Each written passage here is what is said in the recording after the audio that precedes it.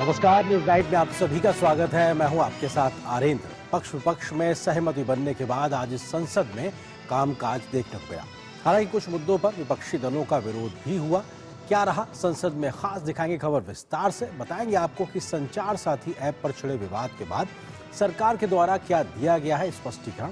होगी बात कांग्रेसी नेता के सनातन विरोधी बयान की, जिसके बाद मामला राजनीतिक रूप से गर्मा गया। चर्चा करेंगे इसी मुद्दे पर कि क्यों बीजेपी ने कांग्रेस पर लगाया है हिंदू विरोधी एजेंडा चलाने का आरोप। दिखाएंगे खबर एसआईआर के मुद्दे पर क्यों नहीं थम रहा सियासी संग्राम। इसके अलावा भी होंगी देश दुनिया की हर जरूरी और महत्वपूर्ण खबर। शुरुआत हेडलाइंस के साथ। तेलंगाना के सीएम के बयान में देवी देवताओं के अपमान पर सियासी घमासान। बीजेपी ने कांग्रेस और उसके नेतृत्व पर हिंदू धर्म और भारतीय संस्कृति को अपमानित करने का लगाया आरोप। पूछा, आखिर कांग्रेस को हिंदू परंपराओं से समस्या क्या है।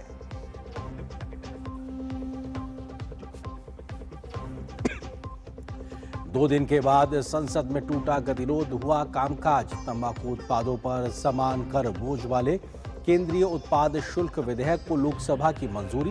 प्रश्नकाल में बोले केंद्रीय मंत्री अश्विनी वैष्णव, फेक न्यूज डेमोक्रेसी के लिए खतरा।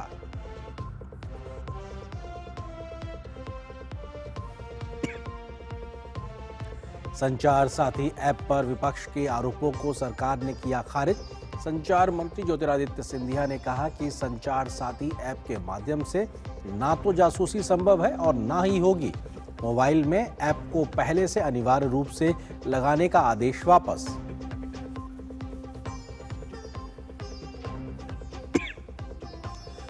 कल से 2 दिन के भारत दौरे पर रूसी राष्ट्रपति व्लादिमीर पुतिन 23वीं भारत रूस वार्षिक शिखर बैठक में हिस्सा लेंगे। द्विपक्षीय संबंधों की होगी समीक्षा। आर्थिक और रक्षा समेत तमाम मुद्दों पर होगा फोकस।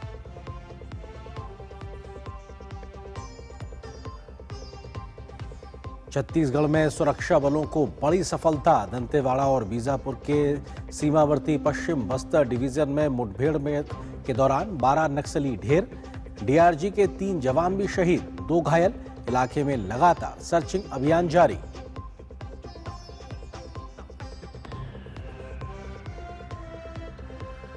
रायपुर में दक्षिण अफ्रीका के खिलाफ दूसरे वनडे मैच में भारत ने बनाए 5 विकेट पर 358 रन।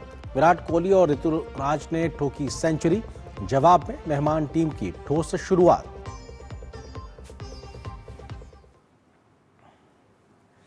सुर्खियों के बाद में खबरों पर डालते हैं विस्तार से नजर। कांग्रेस नेता और तेलंगाना के मुख्यमंत्री रेवंत रेड्डी के सनातन विरोधी बयान के बाद पूरा मामला राजनीतिक रूप से गर्मा गया है। रेवंत रेड्डी ने हिंदू देवी देवताओं को लेकर बेहद विवादित बयान दिया, जिसके बाद बीजेपी सहित एनडीए के नेताओं ने कांग्रेस पर जोरदार हमला बोला है। बीजेपी ने कांग्रेस पर तुष्टीकरण का आरोप लगाते हुए कहा कि ऐसा पहली बार नहीं है जब कांग्रेस नेताओं ने ऐसे सनातन विरोधी बयान दिए हैं। कांग्रेस की मानसिकता हिंदू विरोधी है और वोट बैंक की खातिर कांग्रेस दशकों से इस प्रकार के काम करती रही है।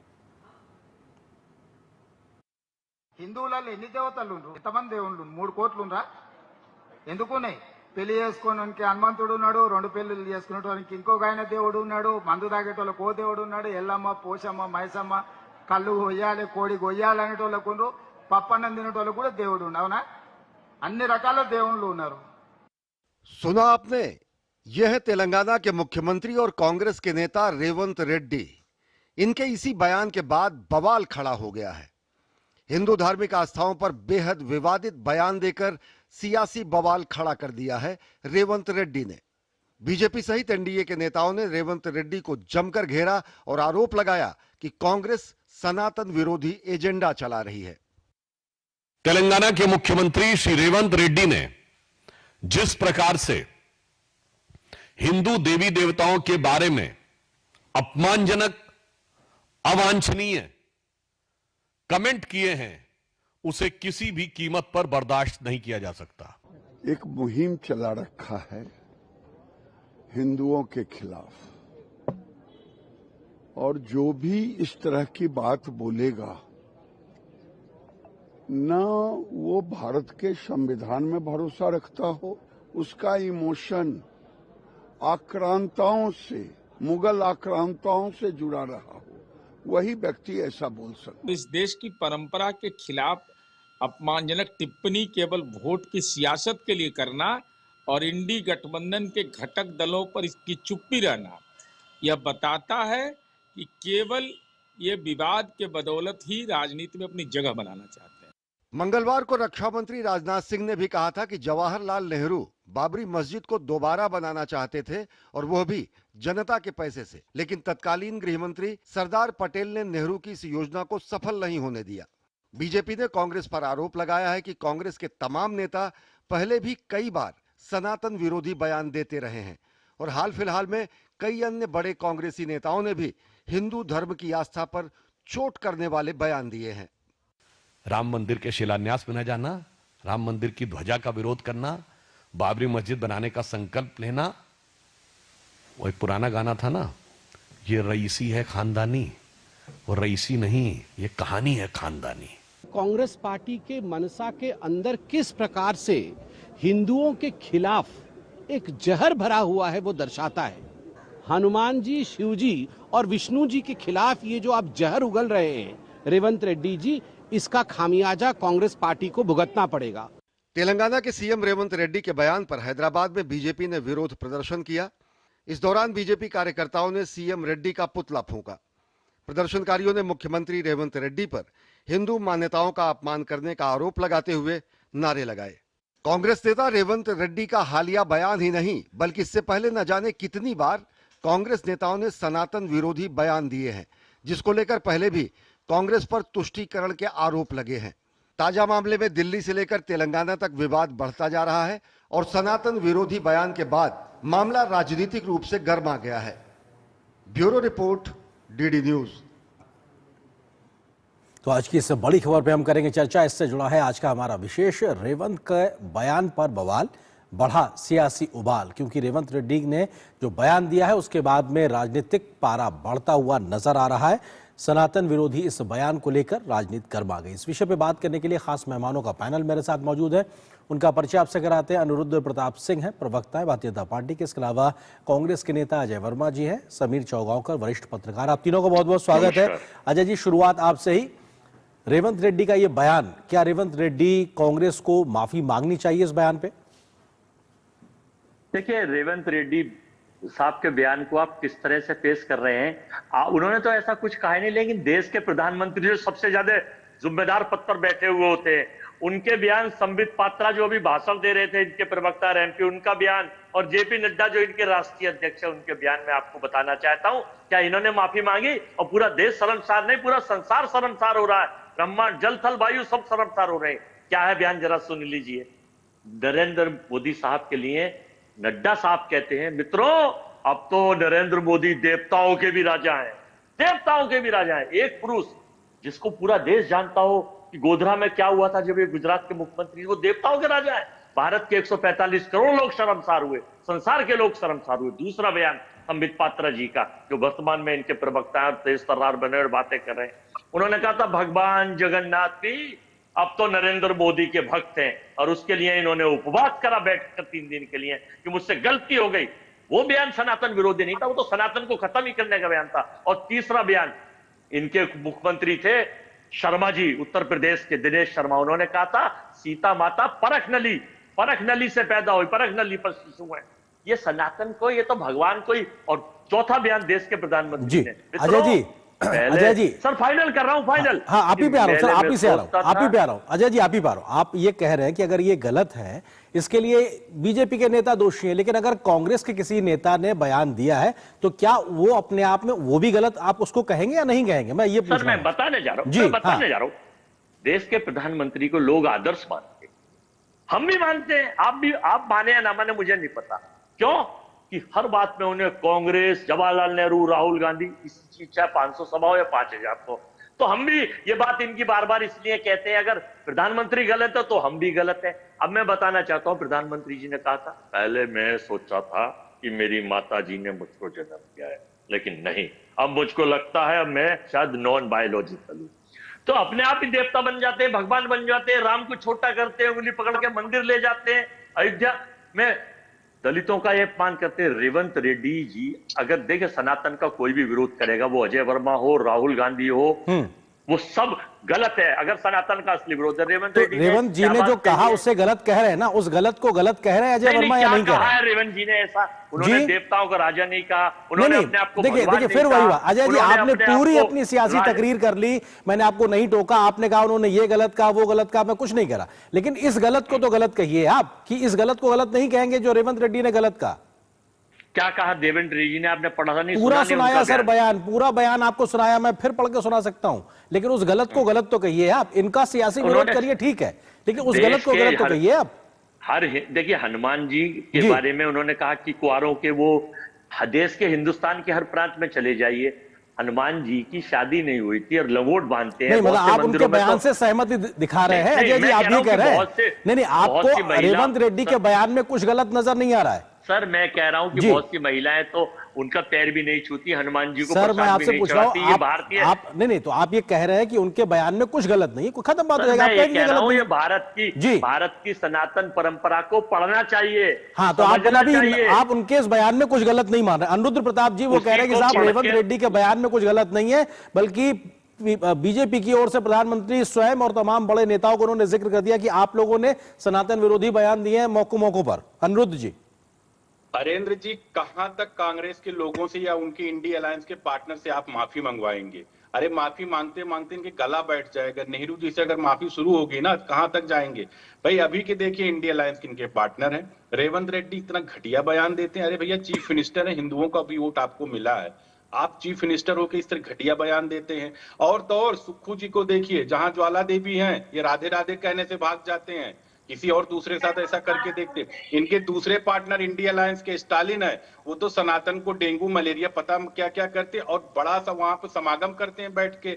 राहुल गांधी की यात्रा में वो प्रीस्ट चल रहा था जो ये कहता था कि भारत की धरती पर अगर मैं पैर रखूंगा तो मेरे पैर गंदे हो जाएंगे। इनके दूसरे इंडिया अलायंस के पार्टनर है अखिलेश यादव, वो कहते हैं जिस दिन हमारी खैर उनकी सरकार आनी नहीं है, जिस दिन हमारी सरकार आ जाएगी उस दिन मैं रामलला के मंदिर की तरफ बुलडोजर कर दूंगा। इतनी गंदी मानसिकता के लोग हैं ये लोग, कहां तक माफी मंगवाएंगे? और तो और नेहरू जी की और पोल पट्टी खुल गई कि नेहरू जी तो बाबरी मस्जिद बनवाना चाह रहे थे। बात तो सही है कि कहां तक ये लोग माफी मांगेंगे? और नेहरू जी तो डिस्कवरी ऑफ इंडिया में लिखे, वो एक्सीडेंटल हिंदू थे, उनको तो मुस्लिम कल्चर बड़ा अच्छा लगता था। तो कहां तक इन लोगों से आप माफी मंगवाते फिरेंगे? इनके मुंह घिस जाएंगे माफी मांगते मांगते। अनुरुद्ध जी वो ये कह रहे हैं कि आप अपने बयान पे माफी नहीं मांग रहे तो हम क्यों मांगे? वो कह रहे साहब आप मांगे तो हम भी मांग लेंगे माफी।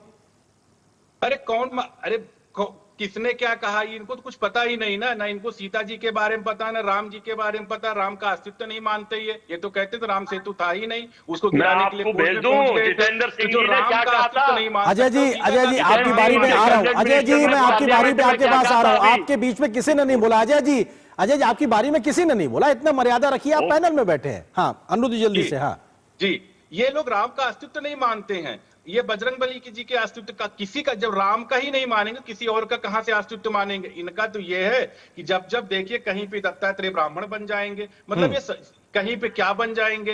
ये अभी कह दूंगा तो बुरा मान जाएंगे कांग्रेस के मित्र कि बाप बाबरी माँ पादरी, पता नहीं बेटा हिंदू कहां से बन गया। ये तो मतलब अजीब तर्क है। उसके बाद हिंदुओं को ले दबा के गाली, मतलब सनातन को गाली देना, हिंदुओं को गाली देना कांग्रेस की एक परंपरा, एक कल्चर हो चुका है। जैसे रिचुअल नहीं होता लोग हवन डालते हैं, वैसे इनका रिचुअल होगा हिंदुओं को गाली दो, सनातन को गाली दो। तो जितना बड़ा गालीबाज होगा वो कांग्रेस का सबसे बड़ा नेता होगा। समीर जी सवाल ये है कि साहब इधर से भी आरोप लग रहा है कि साहब आपने ऐसा बयान दिया, उधर से आरोप लग रहा है आपने बयान दीजिए, वो कह रहे साहब आप माफी मांगिए, आप माफी मांगिए। तो आखिर इस माफी नामे के बीच में सियासत हो रही है या सच में अपने आप में ये एक तरीके से सीरियस बात है कि जहां पे सनातन का विरोध होता है तो लोगों को खड़े होना चाहिए? समीर जी देखिए, मुझे लगता है कि तेलंगाना के जो मुख्यमंत्री है रेवंत रेड्डी, उन्हें इस तरीके से बयान से बचना चाहिए था। एक वो मुख्यमंत्री है, वो अपनी बात को और बेहतर तरीके से किसी और शब्दों में कह सकते थे। उनका जो मकसद था वो एक, जो मैंने भी उसके पूरे प्रकरण को देखा है,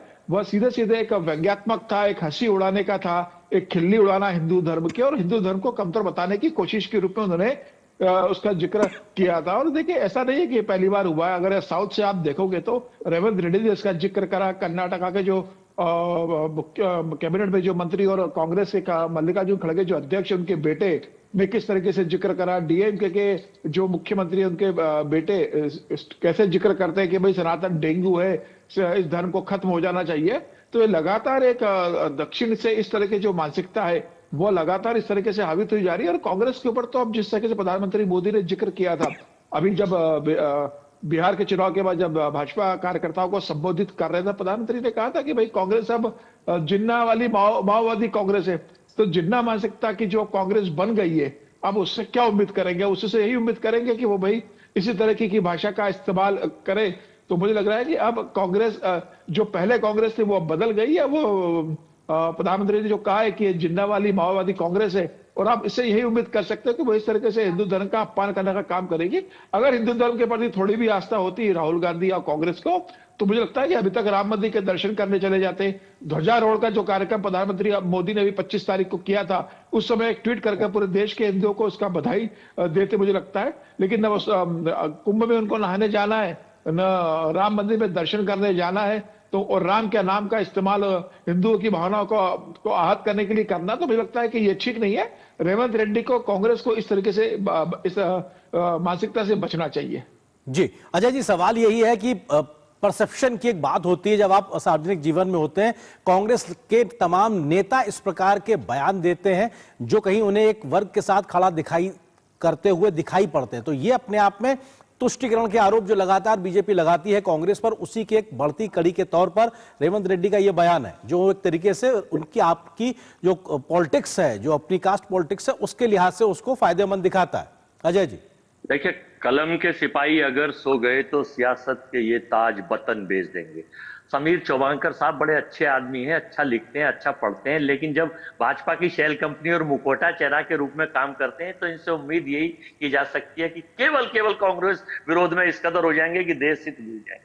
जितेंद्र सिंह जो इनके मंत्री हैं वर्तमान में, पार्लियामेंट में उनकी एक स्पीच भेज रहा हूं आपको और वो वीडियो भेज रहा हूं। उन्होंने कहा था कि राम सेतु का कोई अस्तित्व भी नहीं था, राम सेतु के जो पुराने बातें, ये तो इन्होंने नकारा। संसद की कार्यवाही बता रहा हूं, जितेंद्र सिंह जो इनके मंत्री है उनका स्टेटमेंट है, आपको बयान भेज दूंगा कि उन्होंने कहा था कि राम सेतु का अस्तित्व नहीं था। ये रात की बात करते हैं। अब दूसरा जो मैंने कहा था ये ऑन रिकॉर्ड्स कह रहा हूं और सारे वीडियो हैं मेरे पास कि देवताओं के राजा, ये कहते हैं पता नहीं क्या क्या। ये शर्मिंदगी नहीं महसूस करेंगे क्योंकि ये नॉन बायोलॉजिकल लोगों के शिष्य हैं। इन्हें दूसरों के तुलनात्मक अध्ययन हाथी से हाथी का करिए, चींटी से चींटी का करिए। अगर मुख्यमंत्री प्रधानमंत्री से प्रधानमंत्री का करना करिए। दूसरी, सरदार वल्लभ भाई पटेल ने कभी पंडित जवाहरलाल नेहरू ने बाबरी मस्जिद के लिए नहीं कहा, उस वक्त गृह मंत्री था। ये भी झूठ फैलाते हैं, नैरेटिव करके लाते हैं, क्योंकि पात्रा साहब और इनका आईटी सेल और इनका अफवाह गैंग झूठी सीडी और झूठ बोलना और बाद में बार बार बोलो, जोर से बोलो, तेज बोलो, झूठ बोलो। सर बढ़िया तरीके से बोलते हैं अजय जी, आपके मुकाबले यहाँ कोई नहीं बोल पाएगा। जिस तरीके से आप बोल रहे हैं मिमिक्री करके, वो ऐसा तो शायद कोई नहीं बोल पाएगा। सर ये ठीक है अनिरुद्ध जी जल्दी से, मतलब वो ये कह रहे हैं कि साहब आप लोग झूठ बोलते हो, गलत तरीके से उसको प्रचार करने का काम करते हैं। अरेंद्र जी, समीर जी इनके लिए बड़े अच्छे हो जाते हैं। अगर हिंदुओं को गाली पड़ती तो और चुप हो जाते, कुछ ना बोलते, तो इनके लिए बड़े अच्छे हो जाते। मैं कह रहा हूं समीर जी से ही पूछ लीजिए या किसी से भी पूछिए जो सीनियर जर्नलिस्ट हो कि जब नेहरू जी प्रधानमंत्री थे उस टाइम अयोध्या में डीएम हुआ करते ना, क्योंकि मैं अयोध्या का रहने वाला हूं और मेरे उसी गांव का नाम है जहां पे राजा दशरथ की हाथी बांधी जाती, उसका नाम पील खाना था, इसलिए मेरे गांव का नाम उसी से पड़ गया।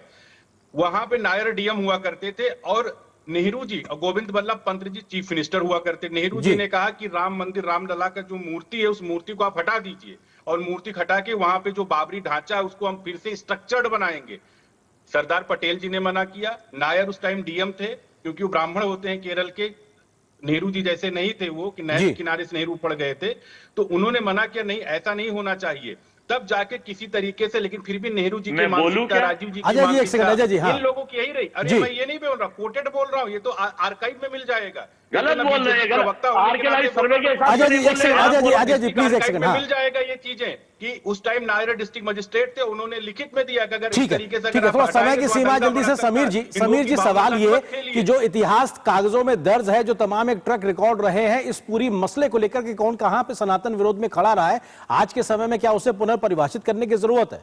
समीर जी देखिए, मुझे लगता है कि 2014 के बाद के जिस तरीके से प्रधानमंत्री मोदी ने एक हिंदुत्व के को एक प्रकार से जो गर्व की बात की, सनातन की बात करते हैं, मुझे लगता है कि कांग्रेस को भी उसका कम से कम समर्थन नहीं करना तो विरोध भी नहीं करना चाहिए। आप देखिए, अगर हिंदुस्तान में रहकर आप सनातन का विरोध करोगे और आप पूरी तरीके से मुस्लिम तुष्टिकरण की राजनीति करोगे तो मुझे लगता है कि कांग्रेस के लिए भी एक भविष्य की राजनीति के लिए बहुत गलत होगा। मुझे लगता है कि कांग्रेस अब कोई समझना चाहिए कि अब देश बदल चुका है, देश की विचारधारा जो है वो पूरी सनातनमय हो चुकी है, भगवामय हो चुकी है। और लगातार प्रधानमंत्री मोदी ने जिस तरीके से हिंदुत्व को एक गर्व के रूप में पूरे दुनिया के सामने रखा है और राष्ट्रीय स्वयं संघ ने जिस तरीके से हिंदुत्व की बात करके पूरे देश के अंदर एक नव जागरण की शुरुआत की है, तो मुझे लगता है कि कांग्रेस को भी अब उससे कदम से कदम मिलाकर चल रही है, कदम ताल करना चाहिए।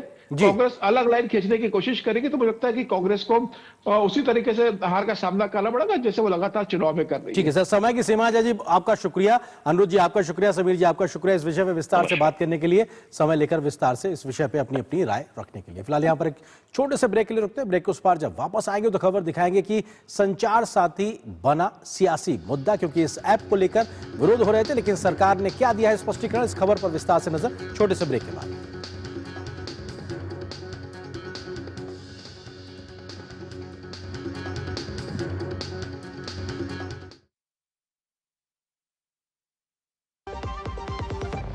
क्या आपको है आकर्षक बचत विकल्पों की तलाश? LIC प्रस्तुत करता है नवजीवन श्री सिंगल प्रीमियम प्लान। एक मुश्त प्रीमियम राशि जमा करें, जीवन बीमा कवर का आनंद उठाएं, परिपक्वता पर गारंटीकृत निश्चित राशि प्राप्त करें। तरलता विकल्प भी उपलब्ध। अभी खरीदें। मौजूदा पॉलिसी धारकों के लिए आकर्षक छूट, नियम और शर्तें लागू।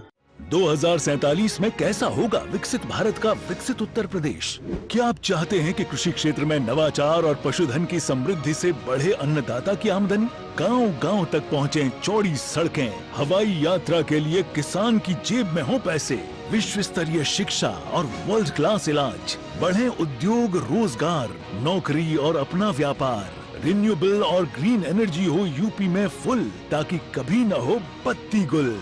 डीप टेक, AI और इलेक्ट्रॉनिक संसाधनों का बिछे जाल, सांस्कृतिक धरोहर का पुनर्जागरण और गौरव काल।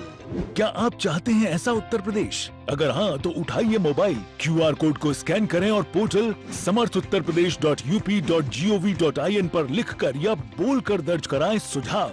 आपके सुझाव से बनेगा विकसित यूपी का रोड मैप और मूल्यवान सुझाव देने वाले किए जाएंगे सम्मानित, क्योंकि आपकी राय विकसित यूपी बनाए। वाह, गाय तुम्हारी माता है ना? तो पशुहार के नाम पर जहर क्यों खिलाता है?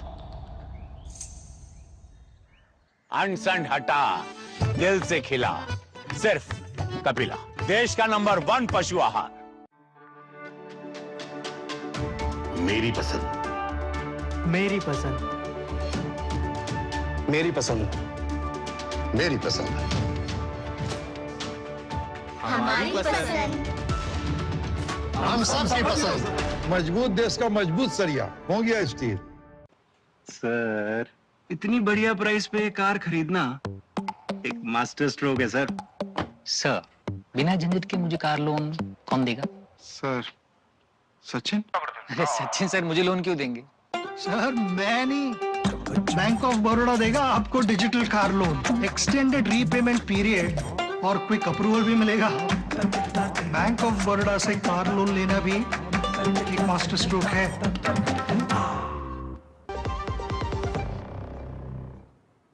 और ब्रेक के बाद अब खबर संसद से जुड़ी हुई। सत्ता पक्ष और विपक्ष के बीच संसद में जारी गतिरोध दूर होने के बाद आज दोनों ही सदनों में कामकाज देखने को मिला। दोनों सदनों में प्रश्नकाल हुआ तो कई विधायी कामकाज भी देखने को मिले। हालांकि संसद की कार्रवाई शुरू होने से पहले विपक्षी दलों ने अलग अलग मुद्दों पर संसद भवन परिसर में अपना विरोध दर्ज भी कराया। अगले सप्ताह वंदे मातरम और चुनाव सुधार पर चर्चा की सहमति बनने के बाद दोनों पक्ष अब सदन की कार्रवाई को सुचारू रूप से चलाने पर सहमत हुए हैं। बुधवार सुबह संसद परिसर में विपक्षी दल नए श्रम कोड के विरोध में जुटे तो टीएमसी सांसदों ने भी पश्चिम बंगाल को फंड को लेकर प्रदर्शन किया, लेकिन संसद के दोनों सदनों की कार्रवाई सुबह से ही सुचारू रूप से आगे बढ़ी। दोपहर बाद लोकसभा में केंद्रीय उत्पाद शुल्क संशोधन बिल चर्चा के बाद पारित कर दिया गया। ये बिल जीएसटी क्षतिपूर्ति उपकर समाप्त होने के बाद भी तंबाकू उत्पाद पर कम न हो इसलिए लाया गया है। The rates for tobacco and tobacco products, when GST was introduced in 2017, the central government gave up its excise rights and the duties which were levied under the central excise on tobacco products was given away in favor of the GST Council so that the Council can levy compensation cess, and that compensation cess which would be collected on tobacco products in the place of excise would go for the compensation for the states for the initial years when they come into the GST. As a result, the central excise duty, the right was kept up, duties were minimal or completely zero. उधर राज्यसभा में जल प्रदूषण निवारण और नियंत्रण को लेकर केंद्रीय मंत्री भूपेंद्र यादव ने वैधानिक संकल्प पेश किया। इस संकल्प को चर्चा के बाद पारित कर दिया गया। केंद्रीय मंत्री ने बताया कि दिल्ली और आसपास के प्रदूषण में कमी आई है। भूपेंद्र यादव ने यह भी बताया कि पराली जलाने की घटनाएं भी 2016 के मुकाबले अब 90% तक कम हुई है। दिल्ली का जो पर्यावरण है हमारी चिंता का विषय है। देश के हमारे कृषि मंत्री जी के साथ हमने हरियाणा, पंजाब, यूपी और राजस्थान में वहाँ के कृषि मंत्रियों के साथ भी बैठक करी है। मैं ये भी बताना चाहता हूँ कि अगर आप 2016 से तुलना करेंगे तो पराली के जलने में भी 90% की कमी आई है। मैं मानता हूँ कि अभी स्थिति में और सुधार करने की आवश्यकता है, लेकिन अगर 400 से ऊपर के AQI के डे हैं तो उसकी भी संख्या इस बार तुलनात्मक रूप से लगातार कम होते जा रहे हैं। शीतकालीन सत्र के दौरान दोनों सदनों में शून्यकाल भी पूरा चला। सांसदों को जनहित के मुद्दे उठाने का खूब मौका मिला। लोकसभा और राज्यसभा में विपक्ष के साथ साथ सत्ता पक्ष के सांसदों ने कई मुद्दे उठाए। पंजाब में इस साल आई भीषण बाढ़ को लेकर शिरोमणि अकाली दल और आम आदमी पार्टी के सांसदों के बीच नोकझोंक देखने को मिली। हरसिमरत कौर बादल ने पंजाब सरकार पर केंद्र से मिली बाढ़ राहत राशि को छिपाने का आरोप लगाया। राज्यसभा में दिनेश शर्मा ने आक्रांताओं के नाम पर रखे गए नामों को लेकर कांग्रेस पर निशाना साधा। केंद्र सरकार कह रही 12,500 करोड़ पड़ा हुआ है, सूबे राज्य की सरकार कह रही पैसे नहीं आए। लोग जिनके पास घर भी नहीं है, छत भी नहीं है, जमीन तक नहीं है, पशु तक नहीं है, स्कूल तबाह हो गए, अस्पताल, वो लोग कहाँ जाएं? दिल्ली की सड़कों पर तमाम जगहों पर मुगल सम्राटों और ब्रिटिश वायसराय के नाम पर ये सड़कों के नाम है। ये नाम जबकि निसंदेह हमारी ऐतिहासिक आख्यान का हिस्सा है। स्वतंत्रता के बाद मुझे कहने में कोई अतिशयोक्ति नहीं है कि कांग्रेस पार्टी ने सभी समुदायों के धार्मिक गुरुओं, स्वतंत्रता संग्राम सेनानी और देशभक्तों के सर्वोच्च बलिदान का अपमान किया। गौरतलब है कि शीतकालीन सत्र में गतिरोध समाप्त होने के बाद दोनों सदनों में खूब कामकाज देखने को मिला है। चुनाव सुधारों पर लोकसभा में मंगलवार को चर्चा होनी है। उससे पहले सोमवार को वंदे मातरम के 150 वर्ष पूरे होने पर चर्चा होनी है। कुमार आलोक, अनुज यादव, शैलेंद्र मिश्र के साथ नीरज सिंह की report, DD news. Mobile app में इंस्टॉल किया जाने वाला संचार साथी ऐप को लेकर शुरू हुआ विवाद थमता नजर आ रहा है। दूरसंचार मंत्रालय के द्वारा मोबाइल फोन निर्माता कंपनियों को संचार साथी ऐप को नए फोन में अनिवार्य रूप से इंस्टॉल करने के फैसले के बाद विपक्षी दलों ने इसका विरोध किया, जिसके बाद दूरसंचार मंत्री ने स्पष्ट किया कि नए फोन में मौजूद संचार साथी ऐप अगर कोई इस्तेमाल नहीं करना चाहता है तो उसे डिलीट कर सकता है और उसे इस्तेमाल करना अनिवार्यता नहीं है। हालांकि सरकार ने कहा कि संचार साथी ऐप साइबर फ्रॉड को रोकने में बहुत सहायक है और लोग इस प्रकार के फ्रॉड से बचने के लिए इसे इस्तेमाल कर सकते हैं, लेकिन अब अनिवार्यता को सरकार ने वापस ले लिया है। सबके फायदे का साथी, लेकिन मुद्दा बना सियासी। विपक्ष ने उठाए सवाल, सरकार ने आशंकाओं को किया खारिज। लोगों की डिजिटल सुरक्षा को लेकर केंद्र सरकार साइबर सुरक्षा ऐप संचार साथी को लेकर आई, लेकिन विपक्ष ने इसे सियासी मुद्दा बना दिया है। बुधवार को एक बार फिर से संसद में ये मुद्दा उठा। लोकसभा और राज्यसभा दोनों में कांग्रेस ने ये मुद्दा उठाया, जिस पर सरकार की ओर से संचार मंत्री ज्योतिरादित्य सिंधिया ने साफ कहा कि संचार साथी ऐप के माध्यम से न तो जासूसी संभव है और न ही होगी। सिंधिया ने कहा कि प्रधानमंत्री नरेंद्र मोदी की सरकार देश की जनता के हाथ में अधिकार देना चाहती है ताकि वो खुद को सुरक्षित रख सकें।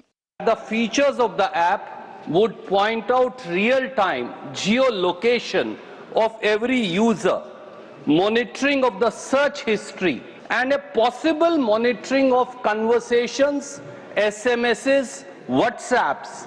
Would this not completely negate the right of privacy of every individual? इस ऐप और पोर्टल के आधार पर 1.5 करोड़ मोबाइल कनेक्शन देश के अंदर डिस्कनेक्ट हुए हैं जो फ्रॉडुलेंट हैं। करीब 26 लाख स्टोलन हैंडसेट हम लोग ने ट्रेस किए और 41 लाख मोबाइल कनेक्शन डिस्कनेक्ट हुए हैं। 6 लाख फ्रॉड हम लोग ने ब्लॉक किए। दरअसल विपक्ष सभी नए मोबाइल उपकरणों में साइबर सुरक्षा के लिहाज से इस ऐप को प्री लोड करने के सरकार के निर्देश पर सवाल उठा रहा है। इस बीच दूरसंचार विभाग ने कहा कि वो संचार साथी ऐप को इंस्टॉल करने के अनिवार्य निर्देश को हटा रहे हैं। इसका कारण है कि सिर्फ एक दिन में स्वैच्छिक रूप से इस ऐप के डाउनलोड में 10 गुना वृद्धि हुई है। विभाग ने एक बयान में कहा कि उपयोगकर्ताओं की संख्या तेजी से बढ़ रही है और ऐप इंस्टॉल करने का आदेश इस प्रक्रिया को तेज करने और कम जागरूक नागरिकों तक ऐप को आसानी से पहुंचाने के लिए दिया गया था। सिर्फ पिछले एक दिन में 6 लाख नागरिकों ने ऐप डाउनलोड करने के लिए पंजीकरण कराया है। ये इसके उपयोग में 10 गुना वृद्धि है। संचार साथी की बढ़ती लोकप्रियता को देखते हुए सरकार ने मोबाइल विनिर्माताओं के लिए इसे पहले से इंस्टॉल करना अनिवार्य नहीं करने का फैसला किया है। दरअसल दूरसंचार विभाग ने 28 नवंबर के आदेश में स्मार्टफोन विनिर्माताओं को सभी नए मोबाइल फोन में ऐप को पहले से लगाने और पुराने मोबाइल फोन में इसे अपडेट करने के निर्देश दिए थे। विपक्षी नेताओं ने इससे जासूसी की चिंता जताई। उनका कहना है कि ये ऐप कॉल सुन सकता है और संदेशों की निगरानी भी कर सकता है। हालांकि सरकार ने इससे साफ इनकार किया है। सरकार का कहना है कि इस ऐप को भी मोबाइल पर अन्य ऐप की तरह हटाया जा सकता है।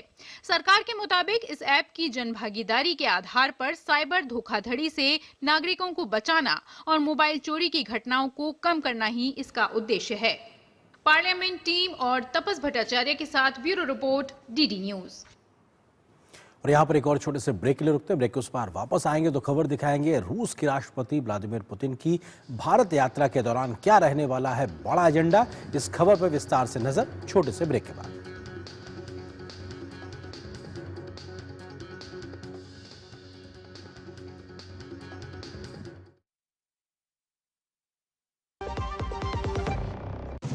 ओ हरी भैया, अरे वाह, खेतों में कौन सी फसल लगाए हो? 12 महीने कमा कर दे ऐसी फसल। क्या? मैंने नया व्यवसाय शुरू किया है। उसके लिए पैसे? इसमें किसी निवेश की जरूरत ही नहीं। अच्छा मुखिया जी। अरे मुखिया जी नमस्ते। अरे हरी, कब आ रहे हो? आप बस चलिए, मैं पहुंचता हूँ। अब मैं LIC एजेंट हूँ। LIC एजेंट बनो, अब बड़ा सोचो। हमारी वेबसाइट पर जाएं या अपनी नजदीकी LIC शाखा से संपर्क करें।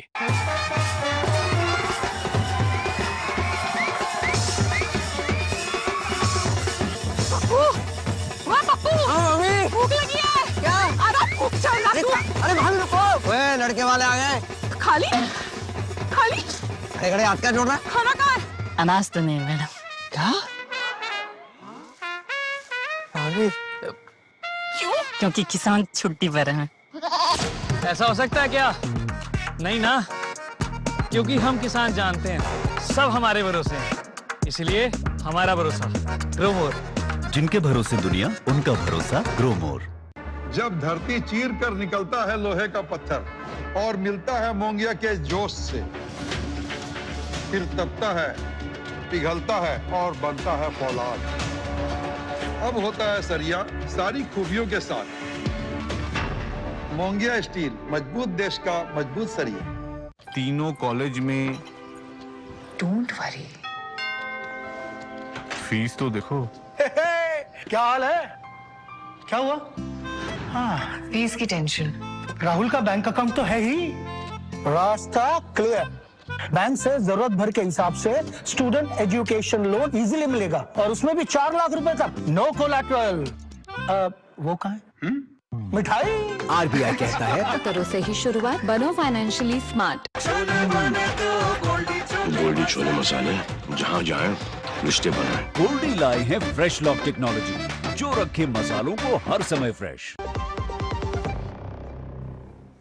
और ब्रेक के बाद अगली खबर पे आगे बढ़ें उससे पहले नजर डालते हैं कि बुलेटिन में अभी तक किन बड़ी खबरों पे हमने नजर डाली है। उसकी अगर जिक्र किया जाए अभी तक की बड़ी खबरों का, तो देवी देवताओं के अपमान पर घमासान को लेकर भी हमने आपको खबर दिखाया। अभी तक के लिहाज से अगर बात की जाए, जिसको लेकर कांग्रेस के नेता रेवंत रेड्डी के बयान के बाद सियासी घमासान मच गया। दूसरी बड़ी खबर, संसद में आज हुआ कामकाज, क्योंकि गतिरोध खत्म हो गया 2 दिन के बाद। तीसरे दिन आज संसद में कामकाज देखने को मिला और संचार साथी बना सियासी मुद्दा, लेकिन सरकार ने इस पे अपने फैसला और स्पष्टीकरण दिया। उसके बाद से ये मामला सुलझता हुआ नजर आ रहा है। तो ये तमाम बड़ी खबरों को के साथ हमने आपको अभी तक रूबरू कराया। और बात करते हैं आज की अगली बड़ी खबर की, जो कि अपने आप में है भारत और रूस के संबंध को लेकर। ये अपने आप में बड़ी खबर। रूस के राष्ट्रपति व्लादिमीर पुतिन भारत की 2 दिवसीय राजनीतिक यात्रा पर, एक राजकीय यात्रा पर आ रहे हैं, जहां वो 23वीं भारत रूस वार्षिक शिखर बैठक में हिस्सा लेंगे। यह दौरा दोनों देशों के रणनीतिक और द्विपक्षीय रिश्तों की नई मजबूती देने वाला माना जा रहा है। शिखर वार्ता के दौरान व्यापार, रक्षा, समुद्री सहयोग, ऊर्जा सुरक्षा और स्वास्थ्य जैसे तमाम अहम क्षेत्रों पर, विषयों पर व्यापक चर्चा होने की संभावना जताई जा रही है। राष्ट्रपति पुतिन की यह यात्रा बदलते वैश्विक परिदृश्य के बीच भारत रूस साझेदारी की नई दिशा दे सकती है और बहुत कुछ रहने वाला है रूस के राष्ट्रपति की इस राजकीय यात्रा में। क्या कुछ एजेंडे में रहेगा खास, देखिए इस रिपोर्ट में।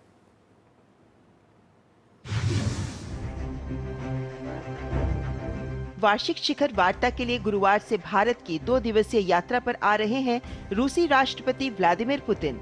रूसी राष्ट्रपति की ये यात्रा दोनों देशों के विशेष और विशेषाधिकार प्राप्त रणनीतिक साझेदारी को मजबूत करने के दृष्टिकोण को स्थापित करेगा। इससे द्विपक्षीय रणनीतिक संबंधों को और मजबूती मिलेगी।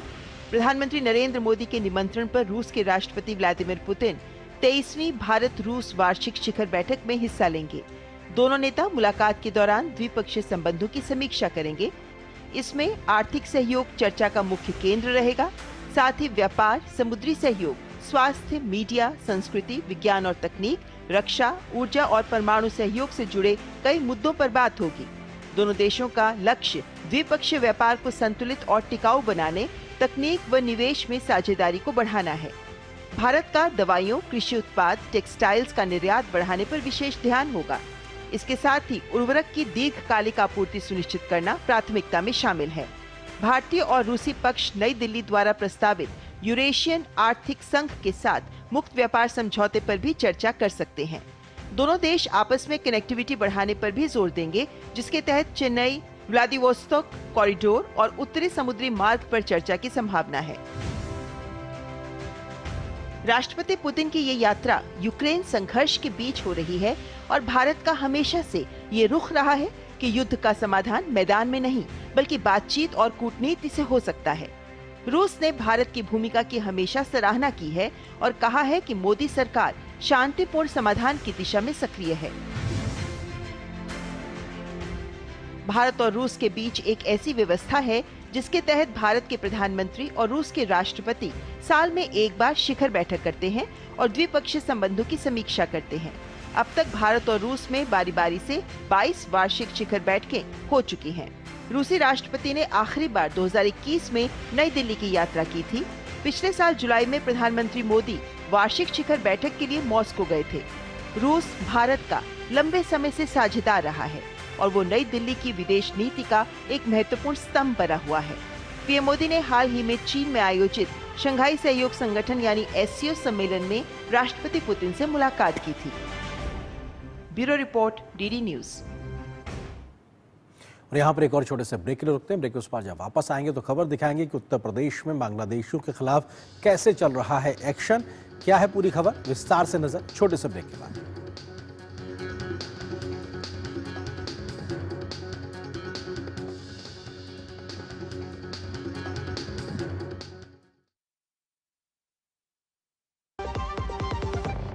क्या आपको है आकर्षक बचत विकल्पों की तलाश? LIC प्रस्तुत करता है नव जीवन श्री सिंगल प्रीमियम प्लान। एक मुश्त प्रीमियम राशि जमा करें, जीवन बीमा कवर का आनंद उठाएं, परिपक्वता पर गारंटीकृत निश्चित राशि प्राप्त करें, तरलता विकल्प भी उपलब्ध। अभी खरीदें। मौजूदा पॉलिसी धारकों के लिए आकर्षक छूट, नियम और शर्तें लागू। Welcome you on board. स्वागत है आपका स्काई फ्लाइट। सर मैंने बिजनेस क्लास के लिए तो वहाँ पे भूख लगी और ये सब। Excuse me? Yes, sir. Get me one veg sandwich, orange juice and some cashews. Sorry, sir. आज फ्लाइट पे खाना नहीं है, सर। आशा करते हैं आपकी उड़ान सुखद हो। किसान छुट्टी पे है, सर। ऐसा हो सकता है क्या? नहीं दादा, हम किसान जानते हैं सब हमारे भरोसे, इसलिए हमारा भरोसा ग्रो मोर। जिनके भरोसे दुनिया, उनका भरोसा ग्रो मोर। जब धरती चीर कर निकलता है लोहे का पत्थर और मिलता है मोंगिया के जोश से, फिर तपता है, पिघलता है और बनता है फौलाद। अब होता है सरिया सारी खूबियों के साथ। मोंगिया स्टील, मजबूत देश का मजबूत सरिया।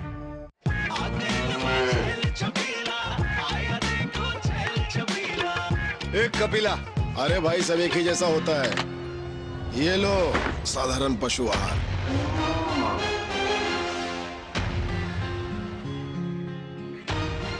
इस देश की हर माँ, बच्चे, बूढ़े, जवान, खिलाड़ी, डॉक्टर, इंजीनियर, सबको गाय भैंस की दूध की शक्ति पर भरोसा है। पर जब इन पशुओं को कपिला पशु आहार मिलेगा, तभी तो दूध सिर्फ ज्यादा ही नहीं, शक्ति से भरपूर भी होगा। और ये सच जानते हुए चंद पैसों के लिए तुम देश का भरोसा तोड़ दो। माफ कीजिए। कपिला पशु आहार, देश का नंबर 1 पशु आहार। कौन है जो जोड़े देश को? विकसित भारत का विकसित भारत। गोल्डी छोले मसाले, जहाँ जाएं रिश्ते बनाएं। गोल्डी लाए हैं फ्रेश लॉक टेक्नोलॉजी, जो रखे मसालों को हर समय फ्रेश। SIR के मुद्दे पर सियासी बवाल थमता नजर नहीं आ रहा है। बंगाल की सीएम ममता बनर्जी और उनकी पार्टी TMC लगातार SIR का विरोध कर रही हैं, तो बीजेपी ने फिर से बंगाल जैसे सीमावर्ती राज्य में SIR को बेहद जरूरी बताया और कहा है कि अवैध घुसपैठियों को बाहर निकालने के लिए SIR बहुत जरूरी है। इस बीच बंगाल के आगामी विधानसभा चुनाव से पहले राज्य की सियासत गर्मा गई है। जहां ममता बनर्जी राज्य के अलग अलग हिस्सों में दौरा कर रही हैं, तो बीजेपी के बंगाल के सांसदों ने प्रधानमंत्री मोदी से आज दिल्ली में मुलाकात कर आगामी रणनीति पर, बंगाल की रणनीति पर विस्तार से चर्चा की है। देश भर में 9 राज्यों और 3 केंद्र शासित प्रदेशों में मतदाता सूची के विशेष गहन पुनरीक्षण का काम जारी है। पश्चिम बंगाल को छोड़कर सभी प्रदेशों में मतदाता सूची के शुद्धिकरण पर तेज गति से काम जारी है। पश्चिम बंगाल में ममता बनर्जी चुनाव आयोग के इस कार्य का पुरजोर विरोध कर रही थीं, लेकिन SIR का विरोध करने के बावजूद मुख्यमंत्री ने नागरिकों को फिर से फॉर्म भरने को कहा। मालदा के गाजोल में एक सभा में मुख्यमंत्री ने कहा कि SIR में फॉर्म भरिए, नहीं तो आपका नाम काट दिया जाएगा। उन्होंने कहा कि मसौदा सूची प्रकाशित होने से पहले ही 12 दिसंबर को ये सरकारी शिविर मे आई हेल्प यू कैंप लगाए जाएंगे। आप लोग वहां जाइए, आपको जिस भी प्रमाण पत्र की आवश्यकता है वहां से ले लीजिए। ভোটার লিস্ট থেকে আমরা may I help you camp চালু করছি। আমরা মে আই হেল্প ইউ কালকে অলরেডি আমি মিটিং এ ঘোষণা করেছি, আজকে সেটা বলছি। ममता ने वादा तो कर दिया, लेकिन सवाल उठ रहा है कि मसौदा सूची में नाम हटाए गए व्यक्तियों को किस तरह के सरकारी प्रमाण पत्र की आवश्यकता होगी, जिसे फॉर्म जमा करने के लिए 37 दिनों की समय सीमा के भीतर जुटाया नहीं जा सका। इस बीच बीजेपी का कहना है कि बंगाल में रोहिंग्या का नाम वोटर लिस्ट में है, बांग्लादेशी मुस्लिम घुसपैठियों का नाम है, इसको तो हटाना चाहिए। भारतवासी भारत में वोट करेंगे, रोहिंग्या क्यों करेंगे, बांग्लादेशी घुसपैठिया क्यों करेंगे? कान में बीड़ी मुंह में पान लड़के लेंगे। पाकिस्तान भूल गया क्या वो दिन? इस देश को जो लोग तोड़ा था वो लोग फिर देश का भीतर आएगा? ये तो हम लोग करने नहीं देंगे। हमारा स्टैंड क्लियर है, डिटेक्ट, डिलीट एंड डिपोर्ट। इस बीच प्रधानमंत्री नरेंद्र मोदी ने पश्चिम बंगाल के भाजपा सांसदों से मुलाकात की।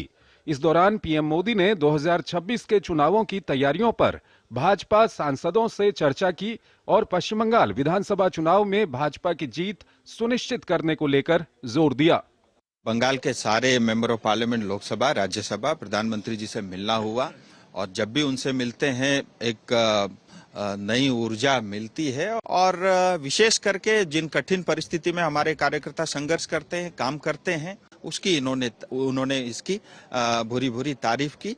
चुनाव आयोग के मुताबिक SIR प्रक्रिया के तहत 50.88 करोड़ से ज्यादा यानी 99.83% एन्यूमरेशन फॉर्म वितरित किए जा चुके हैं। वहीं लगभग 47 करोड़ से ज्यादा फॉर्म डिजिटाइज किए गए। चुनाव आयोग के अनुसार गोवा और लक्षद्वीप में गणना प्रपत्र का 100% वितरण सबसे पहले हुआ है। कोलकाता से सौरभ दत्ता के साथ ब्यूरो रिपोर्ट, DD न्यूज। और खबर यूपी से। उत्तर प्रदेश की योगी सरकार ने प्रदेश में अवैध घुसपैठियों के खिलाफ बड़ा अभियान चलाया है। प्रदेश के सभी मंडलों में डिटेंशन सेंटर बनाने जा रहे हैं।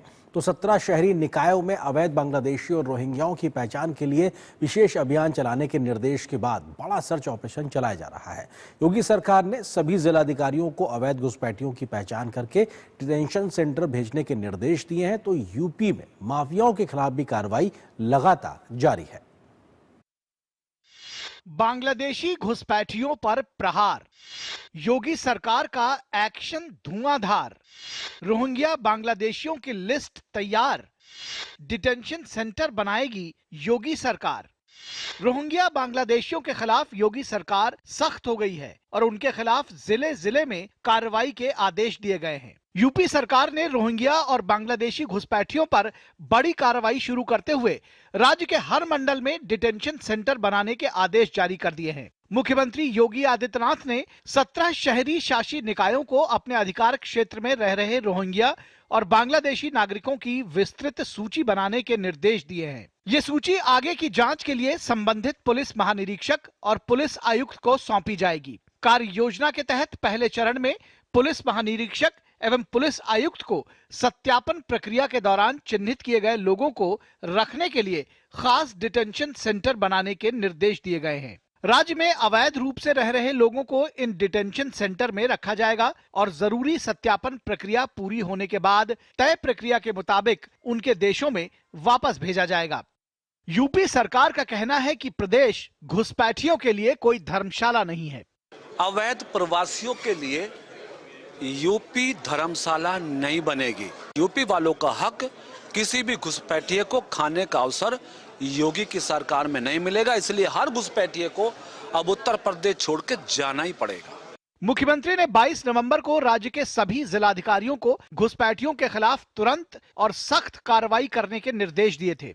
योगी आदित्यनाथ के सख्त आदेश का लखनऊ में पालन शुरू हो गया है और अवैध तरीके से रह रहे बांग्लादेशी रोहिंग्या को लेकर अभियान तेज कर दिया गया है। लखनऊ के कई इलाकों में चेकिंग अभियान चल रहा है, जिसके तहत झोपड़ पट्टी में रह रहे लोगों के दस्तावेज चेक किए जा रहे हैं। शहर के हजरतगंज, डालीबाग क्षेत्र में अभियान चलाकर लोगों के दस्तावेज चेक किए गए। महाराज जी का आदेश सर्वोपरि है। अब मैं इसको खुल करके इस पे काम करूंगी और हर विभाग को कहूंगी कि इस पे काम करें। इनका कनेक्शन काटना, इनका समरसेबल बंद करना, जब ये सब काम हम शुरू कर देंगे तो ये खुद ही यहाँ से चले जाएंगे। उधर अवैध अतिक्रमण के खिलाफ भी राज्य में बुलडोजर गरज रहा है। बरेली में मौलाना तौकीर के करीबी सरफराज वली खान के अवैध बारात घर, गुड मैरिज हॉल और ऐवान ए फरहत पर ध्वस्तीकरण की कार्यवाही दूसरे दिन भी जारी रही। बीडीए बुलडोजर ने बचे हुए निर्माण को भी जमींदोज कर दिया।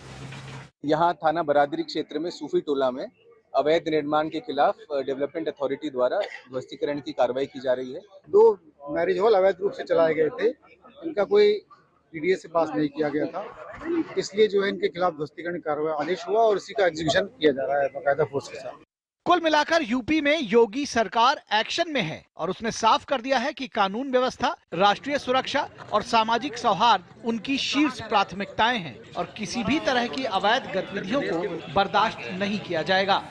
लखनऊ से विकास सिंह के साथ bureau report, DD news. Chhattisgarh के दंतेवाड़ा और बीजापुर के सीमावर्ती इलाके में सुरक्षा बलों के साथ मुठभेड़ में 12 नक्सली मारे गए हैं।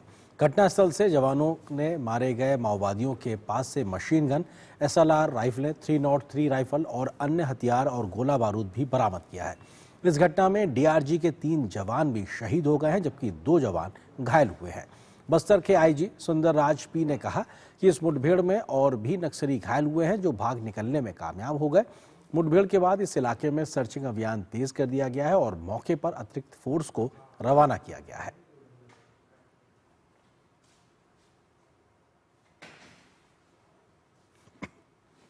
अभियान के दौरान प्रातः 9 बजे से लेकर अनेक बार माओवादी एवं सुरक्षा बल के बीच में मुठभेड़ हुई।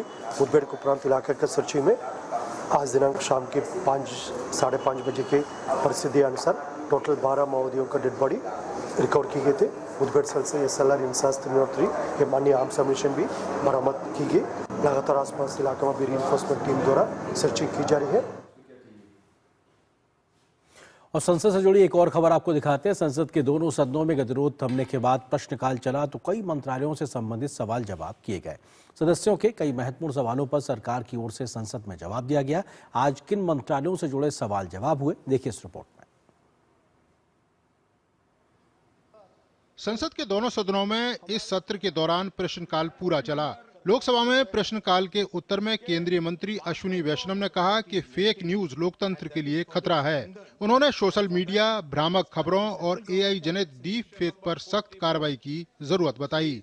अश्विनी वैष्णव ने कहा कि AI जनित डीप फेक की पहचान करने और उनके खिलाफ कार्रवाई करने के लिए एक नया मसौदा नियम प्रकाशित किया गया है।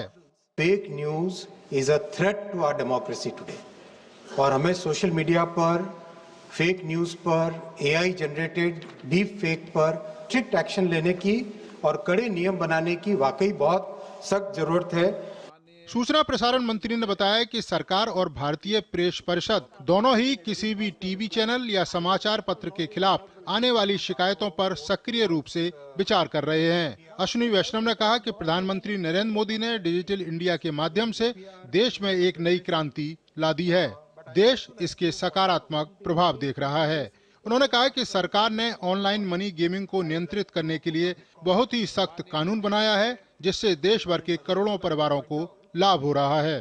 प्रधानमंत्री श्री नरेंद्र मोदी जी ने इतना कड़ा कानून बनाया है ऑनलाइन मनी गेमिंग को रेगुलेट करने के लिए और उसके कारण देश में करोड़ों परिवारों को उसका बेनिफिट मिला है। जिस तरह से एक कैंसर की तरह ऑनलाइन मनी गेमिंग का प्रचार हो गया था, सब तरफ एक प्रसार हो गया था उसका, और स्प्रेड होने के बाद समाज में एक बड़ी विकृति आ गई थी। एक अन्य सवाल के उत्तर में केंद्रीय मंत्री प्रहलाद जोशी ने कहा कि खाद्य सुरक्षा के तहत लाभार्थियों की संख्या कम करने का किसी प्रस्ताव पर विचार नहीं हो रहा है। उन्होंने कहा कि 80 करोड़ लोगों को PDS के तहत हर महीने मुफ्त राशन सुनिश्चित किया जा रहा है और 2029 तक मुफ्त राशन PDS के जरिए मिलता रहेगा। 75% रूरल पॉपुलेशन, 50% अर्बन पॉपुलेशन, इन लोगों को हम फ्री में राशन बांटने का निर्णय माननीय प्रधानमंत्री जी के नेतृत्व में प्रधानमंत्री गरीब कल्याण अन्न योजना में हमने शुरू किया है, वो जारी है। उसके एलिजिबिलिटी के क्राइटेरिया स्टेट डिसाइड करते हैं, उसके आधार पर वो डिसाइड करते हैं। हम 75% और 50% पे कोई भी चेंज आज के दिन में नहीं कर रहे हैं। उधर राज्यसभा में प्रश्नकाल के दौरान शिक्षा मंत्री ने तमिलनाडु में नई शिक्षा नीति से जुड़े सवाल का उत्तर दिया। एक अन्य सवाल के उत्तर में सहकारिता राज्य मंत्री ने बताया कि पूरे देश में 8 लाख से अधिक सहकारी संस्थाएं हैं। महाराष्ट्र में सबसे ज्यादा 1.25 लाख से ज्यादा सहकारी संगठन काम कर रहे हैं। केंद्र सरकार सहकारी संस्थाओं को मजबूत करने का कार्य कर रही है। कुमार आलोक, अनुज यादव के साथ नीरज सिंह, DD न्यूज। और यहाँ पर एक और छोटे से ब्रेक के लिए रुकते हैं। ब्रेक के उस पार जब वापस आएंगे तो खबर दिखाएंगे कि काशी तमिल संगमम 4.0 को लेकर क्या है खबर, विस्तार से नजर छोटे से ब्रेक के बाद।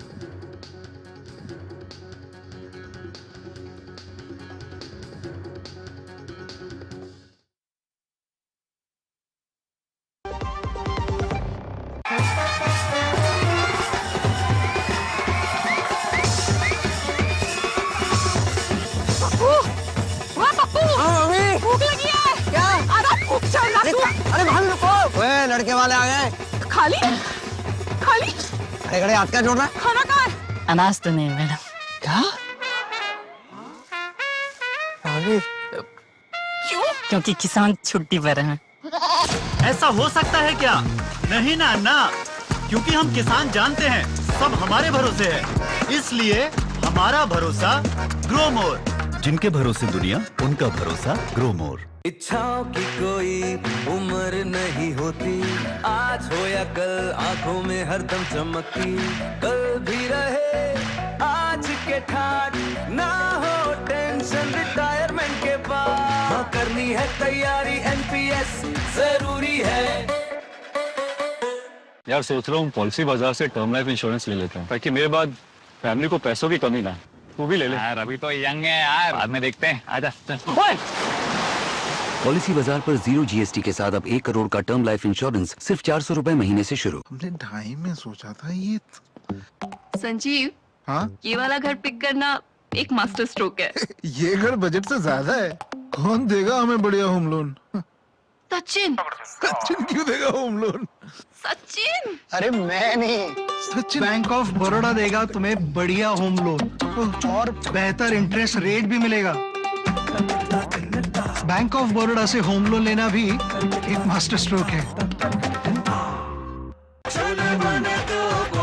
गोल्डी छोले मसाले, जहाँ जाए रिश्ते बनाए। गोल्डी लाए हैं फ्रेश लॉक टेक्नोलॉजी, जो रखे मसालों को हर समय फ्रेश। और बात क्रिकेट की, विराट कोहली और ऋतुराज गायकवाड़ के शतकों की बदौलत भारत ने दूसरे वनडे में दक्षिण अफ्रीका को 359 रन का टारगेट दिया है। जवाब में ताज़ा समाचार मिलने तक दक्षिण अफ्रीका ने 3 विकेट पर 252 रन बना लिए थे। दक्षिण अफ्रीका को क्विंटन डिकॉक के रूप में पहला झटका लगा। मार्करम और कप्तान बामुआ ने पारी को संभाला और दूसरे विकेट के लिए 101 रन जोड़े। बामुआ 40 रन बनाकर आउट हुए, वहीं मार्करम शतक लगाने में सफल रहे तो 110 रन बनाकर आउट हुए। इससे पहले टीम इंडिया ने 50 ओवर में 5 विकेट पर 358 रन बनाए। कप्तान केएल राहुल 66 और रविंद्र जडेजा 24 रन बनाकर नाबाद लौटे।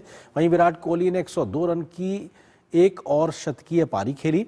कोहली ने लगातार दूसरे वनडे में शतक लगाया है। ऋतुराज गायकवाड़ ने भी 105 रनों का योगदान दिया। उन्होंने वनडे करियर का पहला शतक लगाया। यशस्वी जायसवाल 22 और रोहित शर्मा 14 रन बनाकर आउट हुए।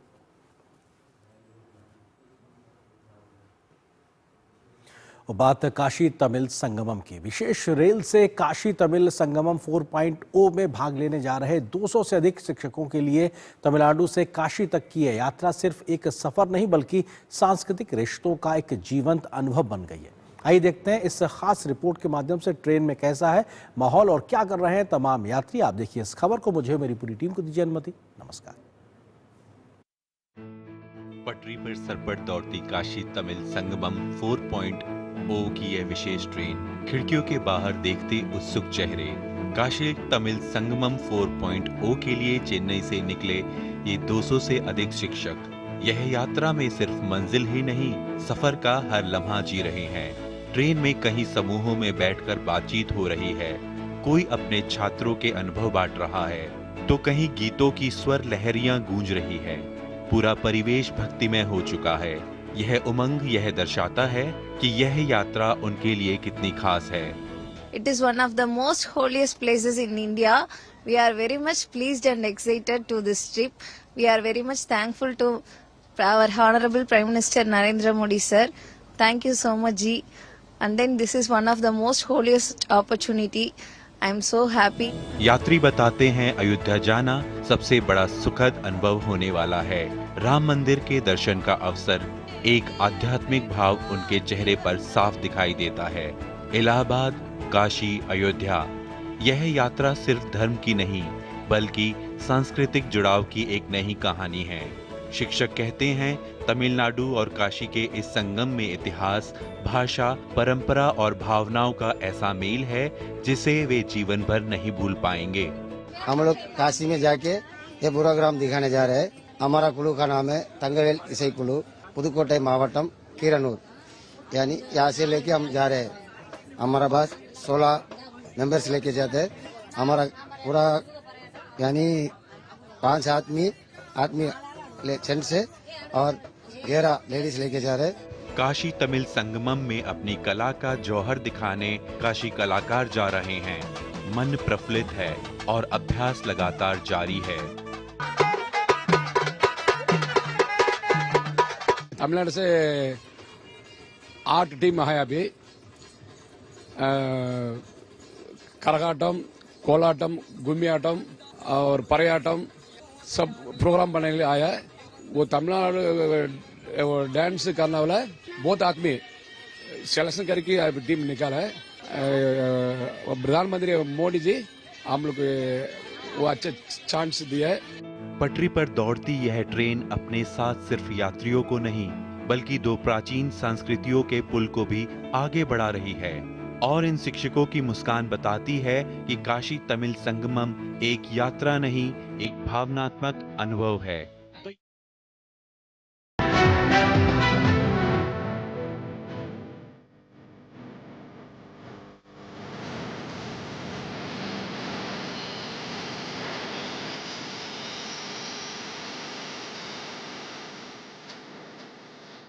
न्यूज नाइट के प्रायोजक थे LIC।